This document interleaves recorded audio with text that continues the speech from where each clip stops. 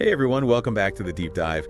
Today we're going to be looking at something that I think is really important for pretty much everybody out there. Yeah. And that is how to choose the right financial advisor.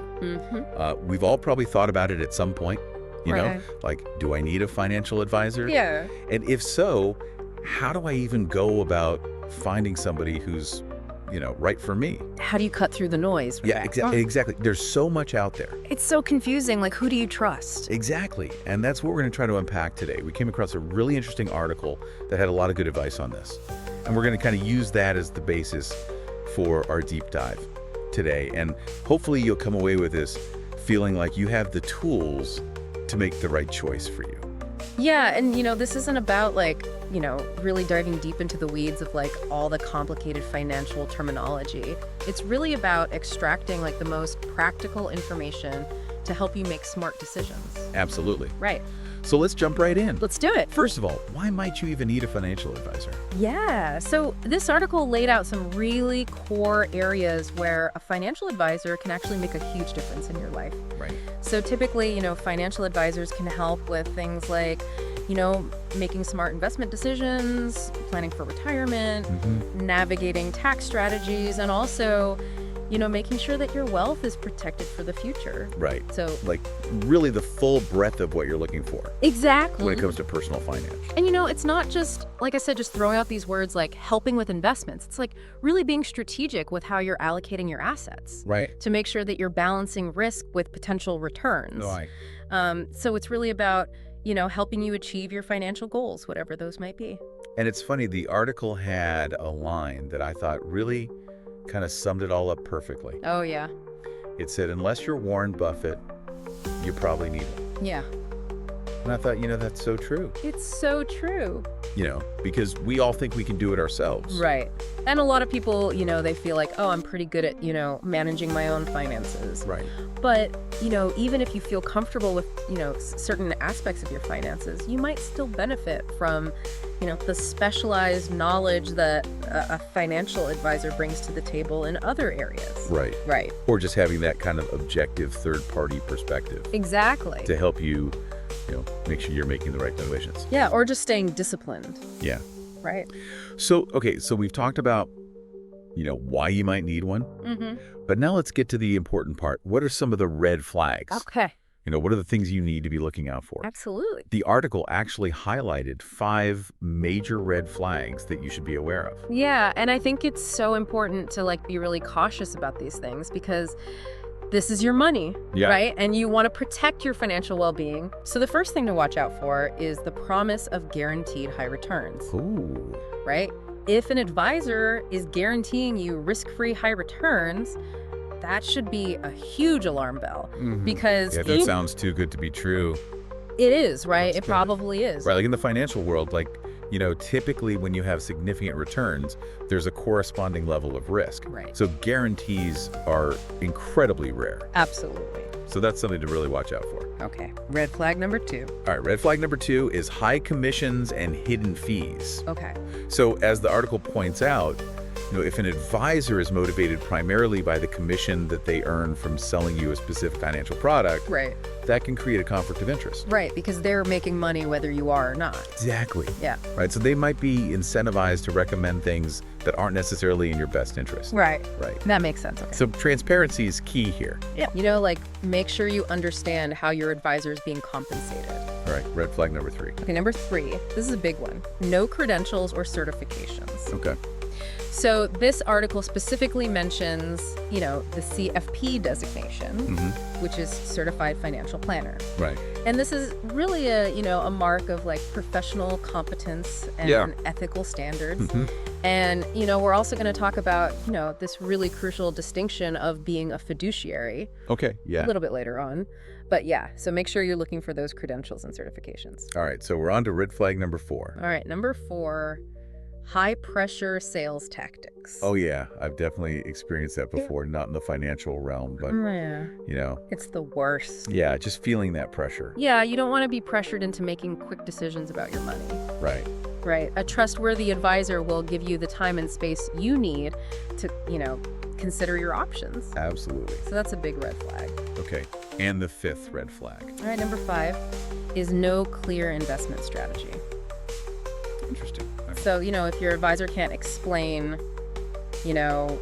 their approach in the simple, straightforward terms that you understand, Right. it could mean that either, they don't really have a well-defined plan themselves, or they could be intentionally obscuring something. Right. So again, transparency is really key here. It's scary to think about, right? It is. Because the article actually said that some advisors might actually be costing people money instead of making it. Yeah, it's a sobering thought for sure. It is. And it really underlines, how important it is to really understand the different types of financial advisors that are out there. Right. And, that actually brings us to a really important distinction, Okay. which is the difference between fiduciary and commission-based advisors. Okay, that's a big one. I think a lot of people are probably confused about that. Absolutely. So can you break that down for us? Yeah, so this article laid it out really clearly. A fiduciary advisor, okay, they have a legal and ethical obligation to always act in your best financial interest. Oh, Dave. That means they're required to put your needs and your goals ahead of their own, Okay. right? So that's a huge thing. Mm-hmm. On the other hand, a commission-based advisor earns money by selling you financial products. Okay. Now, that's not inherently a bad model, Right. but it can create some potential conflicts of interest Right.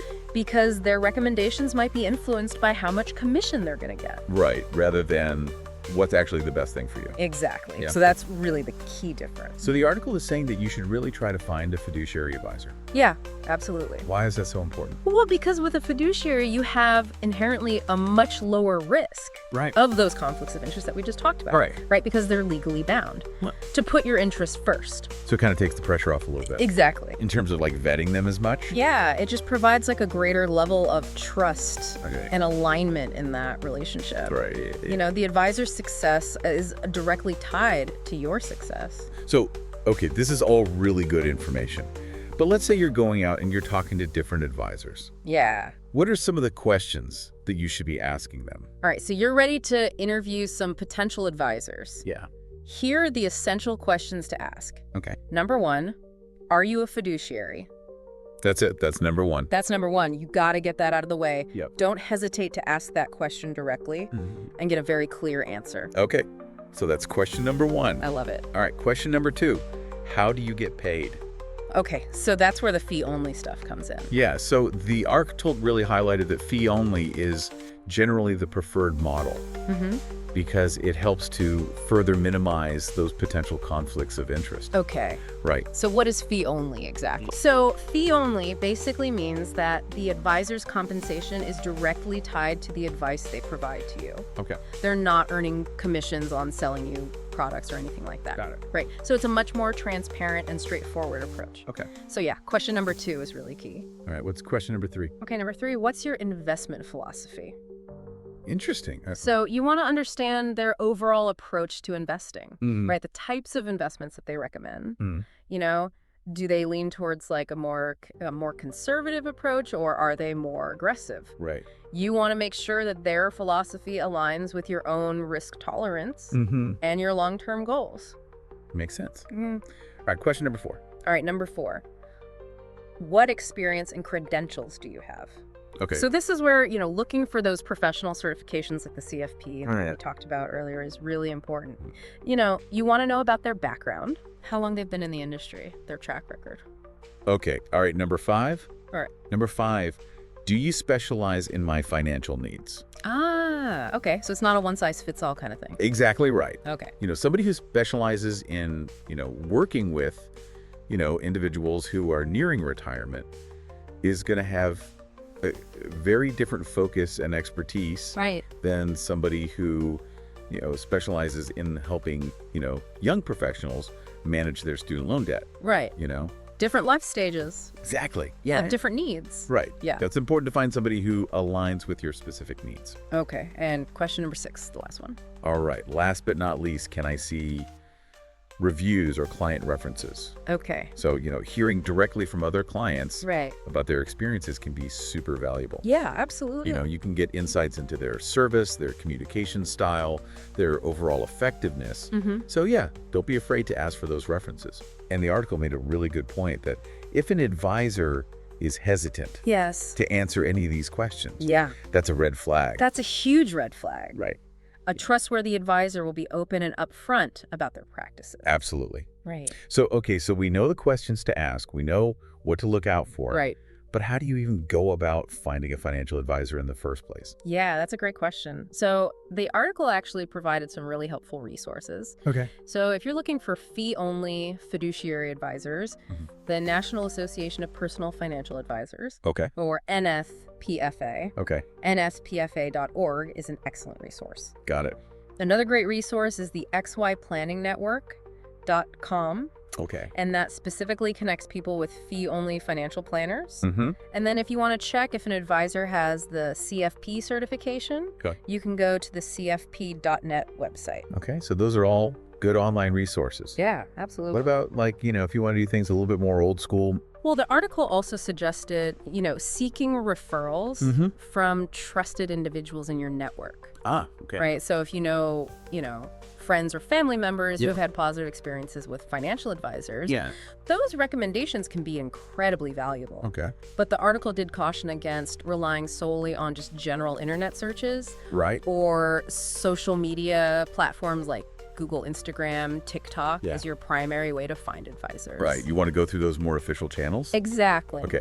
So we know where to find them. Let's talk about the cost. Yes, the cost. Because, that's something that a lot of people are going to be wondering about. Absolutely. What can you expect to pay for a financial advisor? So the article outlines 3 main pricing models Okay. that you might come across. Okay. So the first one is a flat fee. Okay. And that can range, from around $1,000 to $5,000 per year, Okay. depending on how complex your financial situation is and the scope of services that you're looking for. Okay. Right. Okay. The second model is a percentage of assets under management. Okay. So this is typically around 1% of the total value of the investments Right. that they're managing for you. So if you had like $100,000 invested with them, it would be $1,000 a year. Exactly. Yeah. Got it. Okay. And then the third model is an hourly rate. Right. And this can range from about $150 to $500 an hour. Okay. So there's a pretty wide range there, There is, yeah. depending on what you're looking for Exactly. and the advisor's experience and all that. Right. Now, what about people who maybe are just starting out? They don't Yeah. have a lot to invest yet. Is it even worth it for them to get a financial advisor? Yeah, so that's a really valid question. Yeah. Because, a lot of traditional financial advisors do have minimum asset requirements. Right. But the good news is that there are increasingly accessible and cost-effective options out there. Oh, okay, good. Things like low-cost robo-advisors. Okay. Which can be a really great solution for people who are, just starting out Right. or who have, smaller amounts to invest. Got it. Right. So that brings us to our final point, Okay. which is AI and the future of financial advice. This is a hot topic right now, It is. right? We're seeing, these robo-advisors like Betterment and Wealthfront. Mhm.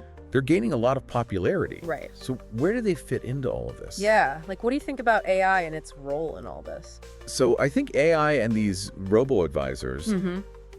they're really good at providing low-cost investment management, Okay. right? They use these sophisticated algorithms Yeah. to construct and manage diversified portfolios. Okay.